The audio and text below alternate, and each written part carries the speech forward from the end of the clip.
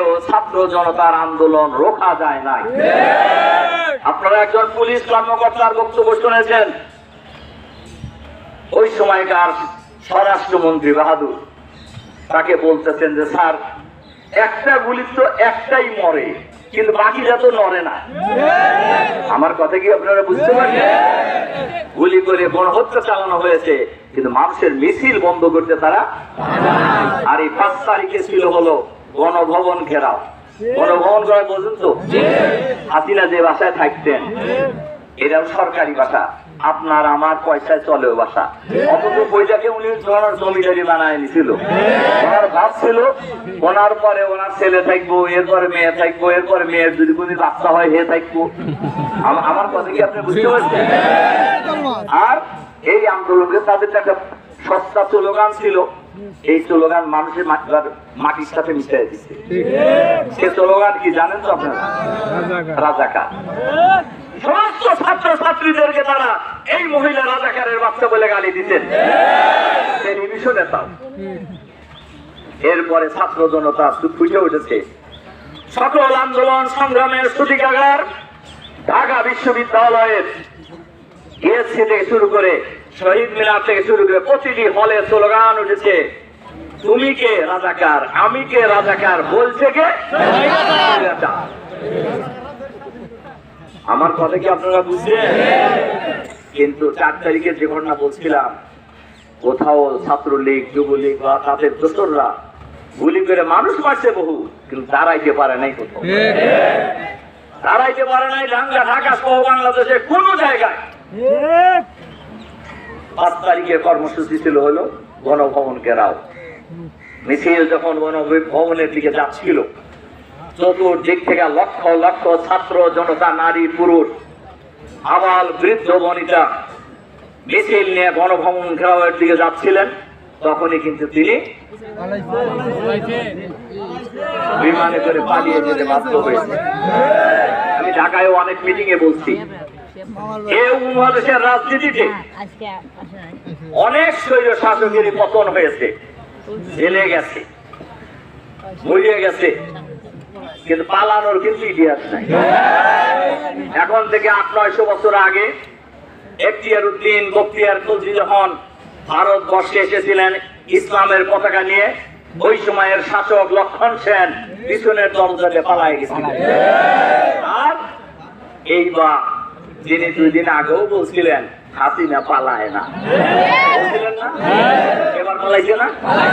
পালানোতে এমন পালাইছে, পিছনে একবার টাকায়ও না, এমন টাকা পালাইছে। তার যারা সঙ্গী সাথী দরবেশ বাবু যারা ছিলেন, তারা একটু কইছে আমার কিছু সাথে নেন, কাউকে নিচে সবাইকে ফেলে রেখেই গেছে। আমার কথা কি বুঝতে পারছেন? এই জন্য এই অবস্থান যেটা হয়েছে জনগণের অবস্থান, যে গণ অবস্থানের মধ্য দিয়ে এই স্বৈর শাসক ফ্যাসিবাদী ভারতের সেবাদাসী সরকারের পতন হয়েছে, এটা আল্লাহর রহমত ছাড়া আর অন্য কিছু নয়। এটা এই দেশের মানুষের বিজয়ের লক্ষণ। বাংলাদেশের মানুষ দ্বিতীয়বার আবার স্বাধীনতা লাভ করেছে। কারোর কথা বলার অধিকার ছিল না, গণতন্ত্র ছিল না, নির্বাচন ছিল না, একচাটিয়া স্বৈর শাসন বাংলাদেশের রন্ধ্রে রন্ধ্রে তারা চাপিয়ে দিয়েছিল। এর দ্বারা এটা বোঝা যায় জনগণের আন্দোলনের মুখে কোন স্বৈরাচার অতীতেও টেকে নাই, এখনো টেকে নাই, ভবিষ্যতেও টিকবে না ইনশাআল্লাহ। এর জন্য আমি আপনাদের কাছে বিনীতভাবে অনুরোধ, আমরা শুরুতেই যারা জীবন দিয়েছেন এই আন্দোলনে, আল্লাহ তাআলার কাছে দোয়া করছি আল্লাহ তাআলা যেন তাদেরকে শহীদ হিসেবে কবুল করেন। যারা আহত হয়েছে তাদের আমরা দ্রুত সুস্থতা কামনা করছি। আপনারা দেখেছেন ঢাকা মেডিকেল কলেজ হাসপাতালের মর্গে এখনো অনেক বাপ আহাজারি করছে, আমার ছেলের লাশটা কোথায়। অনেক মা আহাজারি করছে, আমার ছেলের লাশটা দাও। অনেক স্ত্রী স্বামীর লাশে খুঁজে বেড়াইতেছে। সংগ্রামী ভাই বন্ধু, আপনার কারণ জানেন, গণকবর দেওয়া হয়েছে এবং ঢাকার রাস্তার পাশে লাশ মরে থাকতে দেখা গেছে। এত বড় হত্যা চালাইছে, কিন্তু জনগণ রাজপথ ছাড়ে নাই।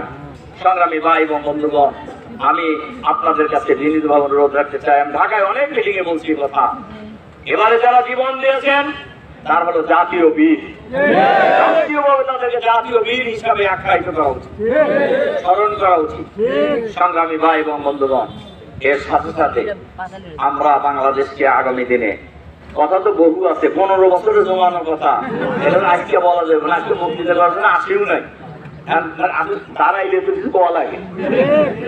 সামনে ইনশাআল্লাহ বড় মিটিং ডেকে বিস্তারিত বক্তব্য আমি দিব ইনশাআল্লাহ। আমরা বাংলাদেশকে একটি সুন্দর বাংলাদেশ হিসেবে গড়ে তুলতে চাই, একটি সমৃদ্ধ বাংলাদেশ হিসেবে গড়ে তুলতে চাই, একটি ইনসাফের বাংলাদেশ হিসেবে গড়ে তুলতে চাই, ন্যায় এবং সাম্যের বাংলাদেশ হিসেবে গড়ে তুলতে চাই, আমরা ইসলামের বাংলাদেশ হিসেবে। সুতরাং এই উল্লাপাড়ার জন্য আমি একটা কথা বলি, আমার কথা শেষ করবো। এই উল্লাপাড়া হবে আগামী দিনে সন্ত্রাস মুক্ত উল্লাপাড়া, দুর্নীতি মুক্ত উল্লাপাড়া, চাঁদাবাজ মুক্ত উল্লাপাড়া। এই শহরের কোথাও যদি সন্ত্রাসী কর্মকাণ্ড করতে আসে উল্লাপাড়ায়, আপনারা ধৈর্য খামের সাথে বাঁধতে রাখবেন। কেউ যদি চাঁদাবাজি করতে আসে কোথাও, ধৈর্য গাছের সাথে বাঁধতে রাখবেন, পারবেন আপনারা? আগামী দিনে এই উল্লাপাড়াকে একটি সুন্দর উল্লাপাড়া, সমৃদ্ধ উল্লাপাড়া, শান্তির উল্লাপাড়া, দল মত নির্বিশেষে, জাতি বর্ণ ধর্ম নির্বিশেষে, হিন্দু মুসলিম নির্বিশেষে সবাই আমরা ঐক্যবদ্ধ হবে এই উল্লাপাড়াকে সুন্দর উল্লাপাড়া করার জন্য আমরা চেষ্টা করবো ইনশাআল্লাহ। আপনারা শুনেছেন উল্লাপাড়া জামাত শিবিরের কর্মীরা এসপি সাহেব আমাকে ফোন দিয়েছেন পাহারা দেওয়ার জন্য, আমাদের ভাইরা থানা পাহারা দিয়েছে, উল্লাপাড়ার মন্দির পাহারা দিয়েছে, অমুসলিমদের ব্যবসা বাণিজ্য পাহারা দিয়েছে। আমরা এ কাজ করে যাবো, এটা আমাদের দায়িত্ব আমরা মনে করি। কাজেই আসুন সবাই মিলে সম্মিলিত ভাবে একজন আরেকজনকে সম্মান করি, ভালোবাসি, শ্রদ্ধা করি এবং আগামী দিনে সুন্দর উল্লাপাড়া করে তোলার জন্য আমরা ঐক্যবদ্ধভাবে চেষ্টা চালিয়ে যাই। আল্লাহ আমাদের সে তৌফিক দান করুন। এ কথা বলে আপনাদের প্রতি আবারও আন্তরিক সালাম এবং মোবারকবাদ জানিয়ে আপনাদের পরিবার পরিজনের সার্বিক শান্তি এবং কল্যাণ কামনা করে আমার জন্য তো আছে এই উল্লাপাড়াকে আগামী দিনে সমৃদ্ধ উল্লাপাড়া হিসেবে গড়ে তোলার জন্য আপনাদের সাথে একজন কর্মী হিসাবে লড়াই করে যাবো ইনশাআল্লাহ। তৌফিক দান করুন। আল্লাহ হাফেজ। আসসালামু আলাইকুম ওয়া রাহমাতুল্লাহি ওয়া বারাকাতুহু।